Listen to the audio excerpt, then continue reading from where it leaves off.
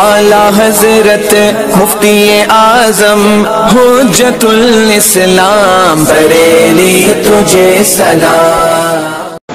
बिस्मिल्लाहिर्रहमानिर्रहीम। अन्नऊ الثانی ما यकून हसनम बिवासिततिल गयीर।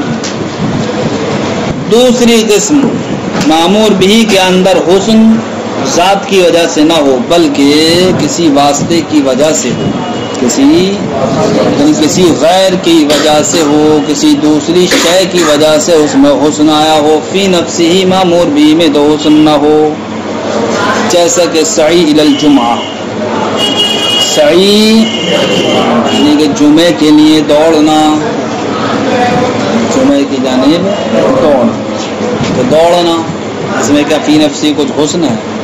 दौड़ने से इंसान अपने आप को थकाता है, लेकिन किसकी जानिब दौड़ना है? नमाज की अदायगी के लिए दौड़ना है, यानी नमाज की अदायगी के लिए ये चलना है। इसलिए इसमें क्या आ गया? हुस्न आ गया, क्योंकि नमाज में क्या है? हुस्न है।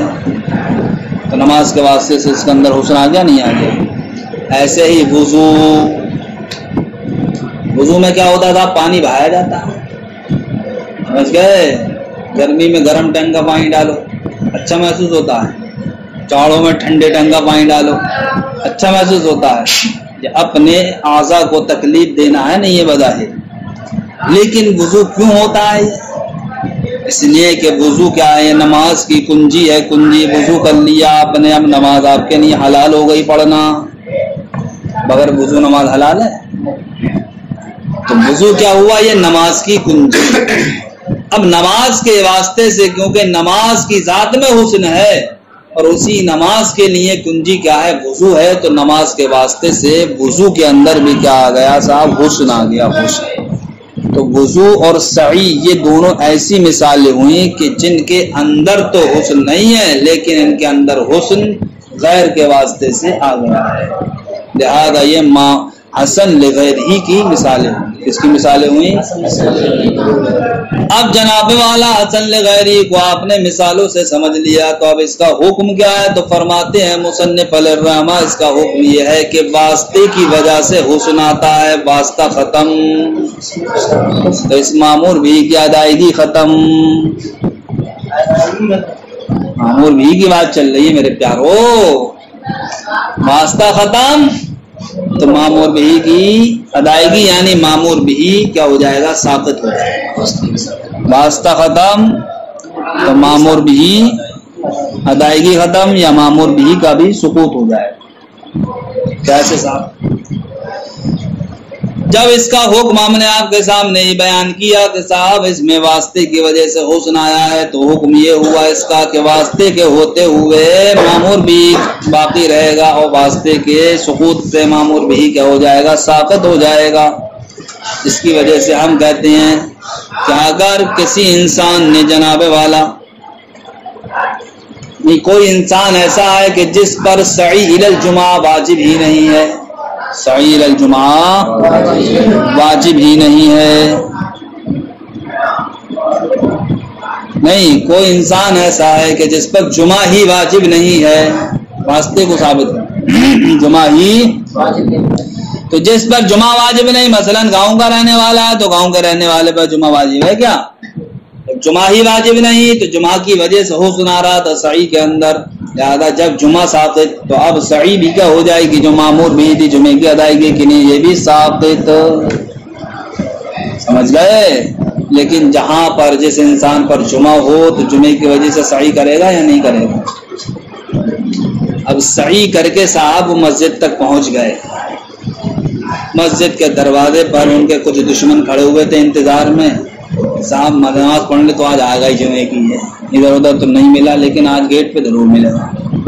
सर पे तवंचा रखा, साहब ले गए। फिर किसी तरीके से ये बचिया यहाँ वहां से छुटकारा हासिल कर लिया। तो अभी इन्होंने नमाज जुमा अदा तो नहीं की थी, अब इन पर फिर से वहीं से सही वाजिब होगी या नहीं होगी? क्यों? इसलिए कि जुमा जो वास्ता है सई इलल जुमा, यानी सई में हुस्न पैदा करने का, वो जुमा भी इनके जिम्मे में बाकी है। جب تک اس کی ادائیگی نہیں ہوگی صحیح بھی ثابت نہیں ہوگی، صحیح بھی ثابت۔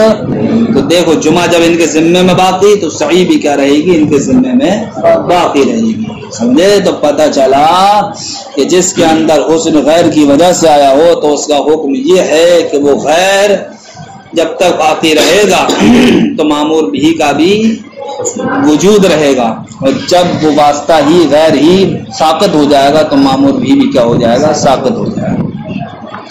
اسی طریقے سے جناب والا اگر کوئی انسان باوضو ہے، باوضو، تو اب بتاؤ نہیں کوئی انسان ایسا ہے کہ جس پر نماز ہی نہیں ہے، اس پر نماز ہی واجب نہیں ہے، تو اب بتاؤ اس کے لیے یہ کہا جائے گا کہ تم وضو کرو؟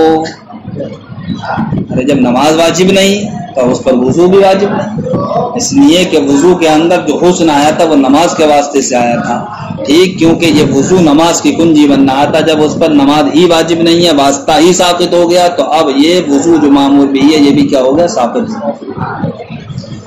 لیکن اگر کسی انسان کا صاحب وضو نہ ہو اور نماز اس کے ذمے میں کیا ہو، باقی ہو، تو بتاؤ ایسی صورت میں کیا وضو ساقط ہو جائے گا؟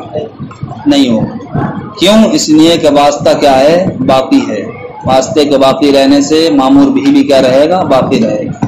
دیکھو بھائی انہو ثانی ما یکون حسنن، دوسری قسم وہ ہے کہ جس میں حسن بواسطۃ الغیر، غیر کے واسطے سے ہو، وہ اس کی مثال جیسے کہ سعی الجمعہ والوضوء للصلاۃ، اور وضو نماز کے لیے، فإن السعی، اس لیے کہ سعی حسن بواسطۃ کونہ مفضیا الی اداء الجمعہ، نفس سے سعی یہ خود بخود تو حسن نہیں ہے بلکہ حسن ہے اس واسطے سے کہ وہ کیا ہے، ادائیگی جمعہ کی جانب لے جانے والی ہے، ادائیگی جمعہ کی جانب کیا ہے، لے جانے والی ہے، یا ادائیگی جمعہ کا سبب ہے، سمجھ گیا؟ اور جمعہ کیا ہے، یہ ایسی چیز ہے جس کی ذات میں حسن ہے، لہذا جمعے کے واسطے سے اس کے اندر سعی کے اندر حسن آ گیا۔ دوسری مثال والوضوء حسن بواسطۃ کونہ مفتاحا للصلاۃ، اور وضو حسن ہے اس واسطے سے کہ وہ جناب والا نماز کی کنجی ہے، وحکم حاصل نوع، اس نوع کا حکم یہ ہے کہ انہ یسقط بسقوط تلک الواسطۃ، کہ جناب والا یہ مامور بھی ساقط ہو جائے گا واسطے کے ساقط ہونے سے، حتی ان السعی لا یجب علی من لا جمعۃ علیہ، یہاں تک کہ سعی واجب نہیں ہوگی اس انسان پر جس پر جمعہ نہیں ہے، ولا یجب الوضوء علی من لا صلاۃ علیہ، اور نہ ہی وضو واجب ہوگا اس انسان پر جس پر نماز نہیں ہے، ولو سعى الى الجمعہ، اور اگر کسی انسان نے جمعے کے لیے سعی کی، فحمل مکرہا الى موضع آخر، پھر اس کو جناب والا زبردستی کسی دوسری جگہ لے جایا گیا مسجد کے علاوہ، قبل اقامت الجمعہ، نماز ادا کرنے سے پہلے، سمجھ گئے؟ اب اگر اسے وہاں سے چھٹکارا مل گیا تو یجب علیہ السعی ثانیا، تو اب اس پر دوبارہ سعی کیا ہوگی، یہ واجب ہوگی۔ کیوں؟ اس لیے کہ واسطہ ساقط نہیں ہوگا۔ وَلَوْ كَانَ مُعْتَكِفًا فِي الْجَامِعِ، اور اگر جناب والا کوئی انسان ایسا ہے کہ جامع مسجد میں ہی معتکف ہے، تو اب کیا اس پر اب بھی سعی واجب ہے نماز کی ادائیگی کے لیے؟ فرماتے ہیں سعی جناب والا مقصود کو حاصل کرنے کے لیے تھی، اور مقصود کیا تھا، وہ ادائیگی جمعہ، تو یہاں پر جب جامع مسجد میں ہی انسان موجود ہے تو مقصود حاصل ہے یا نہیں؟ جس طریقے سے کوئی باوضو انسان ہو، سمجھے، اب اسے نماز پڑھنا ہے، تو جب باوضو ہے وہ طہارت پر ہے، تو کیا اسے نماز پڑھنے کے لیے اثر نو وضو کرنا پڑے گا؟ کیوں؟ اس لیے کہ وضو تو وہ اس لیے کر رہا تاکہ ناپاکی دور ہو جائے، طہارت حاصل ہو جائے اور نماز پڑھنا اس کے لیے حلال ہو جائے، لیکن وہ پہلے سے ہی طہارت پر ہے، تو اب وضو کا حکم ہوگا؟ نہیں ہوگا، اس لیے کہ مقصود کیا ہے، حاصل ہے، مقصود۔ اسی طریقے سے جناب والا اگر کوئی انسان جامع مسجد میں معتکف ہے تو اب آپ یہ نہیں کہو گے مسجد سے باہر نکال، پھر صحیح دوڑتا ہوا مسجد کو، اس لیے کہ مامور بھی ہے صحیح الجمعہ کی، بلکہ صحیح جو ہے یہ مقصود حاصل کرنے کے لیے، اگر آپ کا مقصود پہلے سے حاصل ہے تو صحیح کیا ہو جائے گی، ساتھ ہو جائے گی۔ ولو کان معتکفا، اور اگر کوئی انسان کیا ہو جامع مسجد میں اعتکاف کیے ہوئے ہو، یکون السعی ساقطا عنہ، تو سعی کیا ہو جائے گی، اس سے ساقط ہو جائے گی۔ وکذالک، اسی طریقے سے لو توضا، اگر کسی نے وضو کیا، فاحدث، تو اس کو حدث لاحق ہو گیا، قبل اداء الصلاۃ، نماز کی ادائیگی سے پہلے یجب علیہ الوضو ثانیاً تو اس پر دوبارہ وضو کرنا کیا ہوگا؟ واجب ہوگا. اور اگر وہ متوضیاً یعنی کہ باوضو ہو عند وجوب الصلاۃ نماز کے واجب ہونے کے وقت لا یجب علیہ تجدید الوضو تو اب اس پر نیا وضو کرنا واجب نہیں ہوگا، اس لیے کہ پہلی صورت میں مقصود حاصل نہیں ہوا ہے اس لیے وضو کرے گا، دوسری صورت میں مقصود حاصل ہے اس لیے جناب والا وضو نہیں کرے. فرماتے ہیں والقریب من هذا النوع الحدود والقصاص والجہاد. ابھی کون سی قسم پڑھی تم نے؟ مامور بھی کی وہ قسم کہ جس کے اندر حسن غیر کے واسطے سے آیا ہو، جس کے اندر حسن یعنی حسن لغیر ہی کو آپ نے ملاحظہ کیا. مصنف فرماتے ہیں حدود، قصاص، جہاد یہ تینوں بھی جناب والا حسن لغیر ہی کے قبیل سے ہیں. کیسے ہیں صاحب؟ کیوں ہے صاحب حسن لغیر ہی قبیل سے؟ اس لیے ہے کہ حد جو قائم کی جاتی ہے یعنی کہ کسی کو کسی جرم کی بنیاد پر سزا دی جاتی ہے تو بتاؤ اس سزا کے ذریعے سے اس انسان کو بظاہر آرام پہنچتا ہے یا تکلیف؟ میں تمہاری کھال سود دوں تو اس سے تکلیف پہنچے گی آرام؟ تکلیف پہنچے گی نہیں پہنچے گی؟ تو حدود جناب والا بظاہر اس کے اندر کچھ حسن ہے تو تکلیف دینا خدا کے بندوں کو، لیکن جناب والا اس بات کی جانب دیکھو کہ سزائیں اگر متعین نہیں ہوتی تو انسان گناہوں سے بچتا.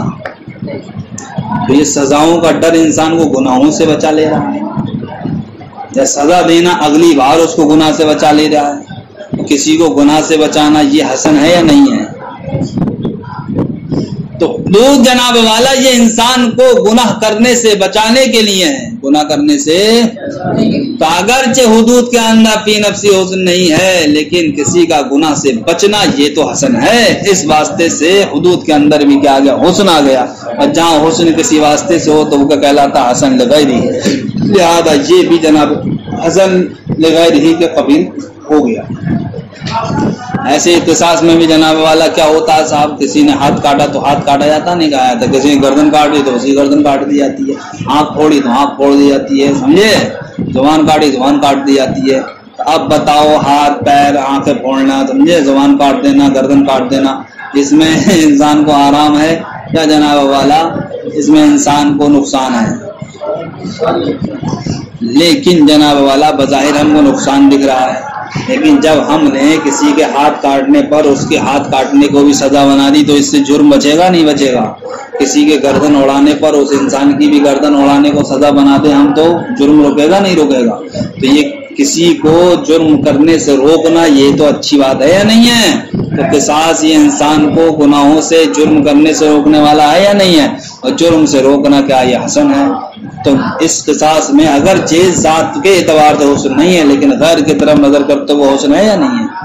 تو یہ بھی کس قبیل سے ہو گیا صاحب؟ ایسی جہاد میں کیا ہوتا ہے صاحب؟ میدان کارزار میں پہنچتے ہیں، اتنے مقابل صاحب کو ہوتے ہیں غیر مسلم ہوتے ہیں، دھائیں دھوں کرتے ہیں صاحب، ان کی گردن اڑاتے ہیں، ہاتھ پیر کاٹ دیتے ہیں، سمجھے، ان کے گھوڑے ووڑے جانوروں کا تو ان سے چھین لیتے ہیں، پیسہ مال چھین لیتے ہیں. تو جہاد میں بظاہر جناب والا بتاؤ کوئی حسن ہے؟ ارے بستیوں کو اجاڑ دینا ہے، گاؤں کو اجاڑ دینا ہے جہاد کے ذریعے، تو بتاؤ بظاہر اس میں کوئی حسن ہے؟ نہیں. لیکن جناب والا یہ جہاد کیوں ہوتا ہے؟ کیوں ہوتا ہے؟ غیر مسلم کی جانب سے پیدا ہونے والے شر کو دور کرنے کے لیے جہاد میدان میں آ جاتی ہے صاحب. چچے کانپ اٹھتے ہیں اس لیے کہ مسلمان اپنی جان دینے سے پیچھے نہیں ہٹتا. غیر مسلم اپنی جان کو ہی سب کچھ سمجھتا ہے. اب بات یہاں تک آ جاتی ہے تو پل پلا ہو کے پیچھے کو بھاگ لیتا ہے. تو سمجھے جہاد کے ذریعے کفار کی جانب سے غیر مسلم کی جانب سے جو کیا ہوتا ہے شر ہوتا ہے، اس شر کو دور کیا جاتا ہے. اس شر کو دور کرنا یہ کیا حسن ہے یا نہیں ہے؟ جہاد کے ذریعے سے کلمہ حق کو بلند کیا جاتا ہے. کلمہ حق کو بلند کرنا یہ حسن ہے یا نہیں؟ اس وجہ سے جناب والا جہاد کے اندر بھی کیا گیا؟ حسن آ گیا. تو جہاد بھی ایسی شے ہوئی کہ جس میں حسن غیر کی وجہ سے آیا، سمجھے. لہذا یہ بھی کس قبیل سے ہو گیا؟ حسن لغیرہ کے قبیل سے ہو گیا۔ والقریب من هذا النوع الحدود والقصاص والجہاد، فرماتے ہیں حسن لغیرہ سے قریب، یعنی اس قسم کے قریب، قسم کیا ہے وہ حسن لغیرہ، کیا حدود و قصاص جہاد میں ہے، اس لیے کہ حد حسن ہے بواسطۃ الزجر عن الجنایہ، انسان کو گناہوں سے روکنے کے واسطے سے، اور جہاد حسن ہے بواسطۃ دفع شر الکفر، غیر مسلم کے شر کو دور کرنے کے واسطے سے، وإعلاء کلمۃ الحق، اور کلمہ حق کو بلند کرنے کے واسطے سے، یہاں تک کہ جناب والا مصنف فرماتے ہیں اگر ہم ان واسطوں کو معدوم فرض کر لیں، معدوم کیا کر لیں، تو نہ تو حدود معمور بھی ہو کر باقی رہے گا، نہ قصاص معمور بھی ہو کر باقی رہے گا، نہ جہاد معمور بھی ہو کر باقی رہے گا۔ اس لیے انہی واسطوں کی وجہ سے ان تینوں چیزوں کا حکم دیا گیا ہے، انہی واسطوں کی وجہ سے، اس لیے جناب والا ان قسموں کو آپ حسن لغیرہ کے ہی قبیل سے مانو گے، یہ نہیں کہو گے کہ نہیں ڈائریکٹ ان میں حسن واسطوں کی وجہ سے نہیں۔ واسطے کی اتنی اہمیت ہے کہ اگر وہ واسطہ نہ ہو تو یہ چیزیں معمور بھی نہیں رہیں، یہ چیز پتہ چلا ان کا دار و مدار کس پر ہے، واسطے، لہذا اسی واسطے کی وجہ سے اس میں حسن آیا، لہذا ابھی کس قبیل سے ہوگا؟ حسن لغیرہ قبیل۔ وَلَوْ فَرَضْنَا عَدَمَ الْوَاسِطَةِ، اس لیے کہ اگر ہم واسطے کا عدم فرض کر لیں، لَا يَبْقَى ذَلِكَ مَأْمُورًا بِهِ، تو اب یہ تینوں چیزیں جناب والا معمور بھی ہو کر باقی نہیں رہیں گی، فَإِنَّهُ، اس لیے کہ لَوْلَا الْجِنَایَةُ لَا يَجِبُ الْحَدُّ، اگر گناہ نہ ہوتا تو جناب والا حد واجب نہیں ہوتی، لَوْلَا الْكَفَرُ المفضی الی الحراب، اگر کفر جناب والا یہ جنگ کی جانب مفضی نہ ہوتا، لا یجب علیہ الجہاد، تو جہاد بھی واجب نہیں ہوتا۔ اب ایک بات رہ گئی کہ یہ کہا گیا کہ حسن لغیرہ کے قریب ہے حدود کے ساتھ جہاد، یہ تو کہا، یہ نہیں کہا حسن لغیرہ ہے، کیوں؟ یہ فرق کیوں؟ حسن لغیرہ کہہ دینا چاہیے، یہ کیوں کہا کہ حسن لغیرہ کے قریب ہے؟ صاحب کیا ہے؟ قریب، اس نے کہا کہ حسن لغیرہ کے تحت جو مثالیں ذکر کی اور یہاں جو مثالیں تینوں کی ذکر کی، ان دونوں میں کیا فرق ہے؟ وہ فرق یہ ہے کہ وہاں پر جناب والا ایک دوسرا عمل کرنا پڑتا ہے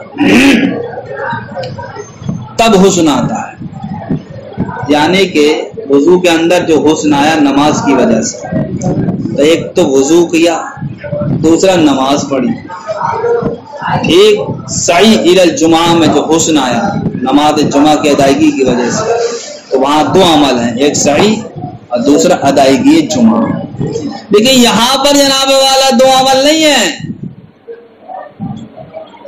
ایسا نہیں ہے کہ صاحب پٹائی لگانا یہ ایک عمل ہو، سمجھے، اور گناہوں سے روکنا یہ دوسرا عمل ہو، بلکہ اسی ایک عمل کی وجہ سے انسان گناہوں سے بچ جاتا ہے، ٹھیک، اسی ایک جہاد کی وجہ سے جناب والا کیا ہوتا ہے، اعلاء کلمہ حق ہو جاتا ہے، اس کے لیے الگ سے کوئی عمل نہیں کرنا پڑتا، سمجھ گیا، ایسی ایک جہاد کے عمل کی وجہ سے کافرین کی جانب سے جو شر ہوتا ہے اس شر کو دفع کر دیا جاتا ہے، تو دیکھو وہاں پر الگ سے عمل کرنا پڑ رہا ہے اور یہاں پر الگ سے عمل نہیں کرنا پڑ رہا، اس لیے یہ کہا حسن لغیرہ نہیں ہے بلکہ حسن لغیرہ کے کیا قریب ہے۔